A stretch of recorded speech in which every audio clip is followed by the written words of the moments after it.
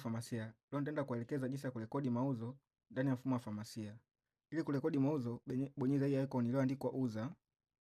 Kisha bonyeza, utaingia rekodi mauzo. Baada ya hapo, ongeza dawa. Utachagua dawa yako, labda useme ni paracetamol. Baada ya hapo, itakuletea details. Hiyo dawa inauzwa 1500. Labda mteja analipia aidha kwa keshi au kwa simu au labda ni deni. Tuseme ni keshi.